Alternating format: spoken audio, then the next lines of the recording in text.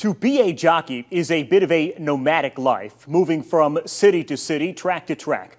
But for those who reach the top, it can be fulfilling in more ways than one. Of course, that means the potential fall is even greater. It's our Beyond the Game story this morning. We good, Blue? There's not much about Oakland that reminds Rocco Bowen of home.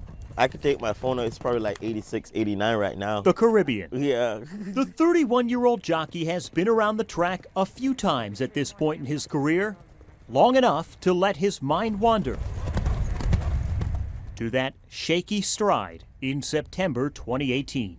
They told me before I was not going to ride again, and it kind of took the sail out of me, Bowen was born in Barbados, but gravitated towards riding horses, not waves. Most of my family, they made a lot of sacrifices to get me where I'm at today. His career took off at Emerald Downs outside Seattle, and in 2018, he was 3 shy of his record 3rd straight 100-win season. That's when his memory goes blank. I guess the rein broke, and me and a horse went over the outside fence.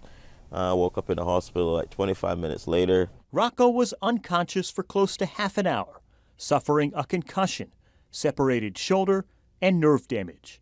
But he was determined to win 3 more. At that point, it didn't look possible. Somehow, he was back in the saddle a week later. He finished with 109 wins, but entering winter, a hand injury lingered, and he felt finished himself. That's when you entered kind of a dark place. Yeah, I went in a very dark place. It's some place I won't wish on my worst enemy. It's not a fun place. I had no contact with no phone. With a shooting pain from his neck to his arm that baffled doctors, he stopped watching races. His weight ballooned. I was like a mole in the winter. I buried myself and just stuck my head in a hole and was just shutting out from the world because, I didn't feel like there was any way back.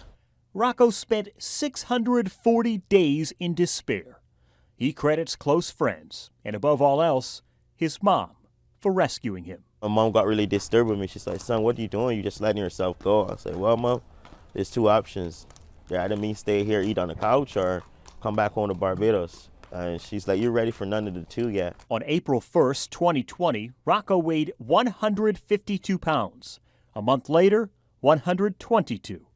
3 weeks later, he was back racing. And they're off. 2 weeks after that, he won at Churchill Downs. These 2 to the wire together. Photo! It was a very emotional time because, it was my first ride, first win, and it felt like I was in a dream. With 1 furlong to go, it's Doc's And this Folly fall, and Rocco Bowen reached a cleared career by milestone. And Doc's Folly will give jockey Rocco Bowen career win number 1,000.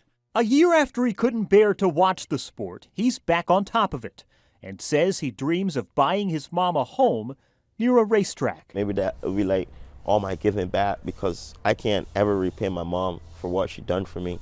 And when we have a welcome house to say, "Hey, Mom, this is for you for getting me out of that dark place and show me that there's light at the end of the tunnel."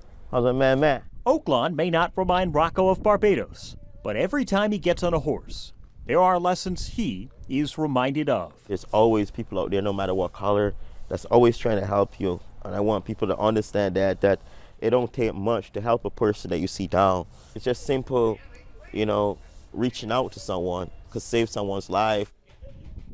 Certainly saved his. Oakland paddock analyst Nancy Holtis and her husband Paul, a trainer, have been 2 of Rocco's biggest supporters. He says he will likely need surgery on his hand at some point, but that won't happen until after he retires, and hopefully that's not anytime soon.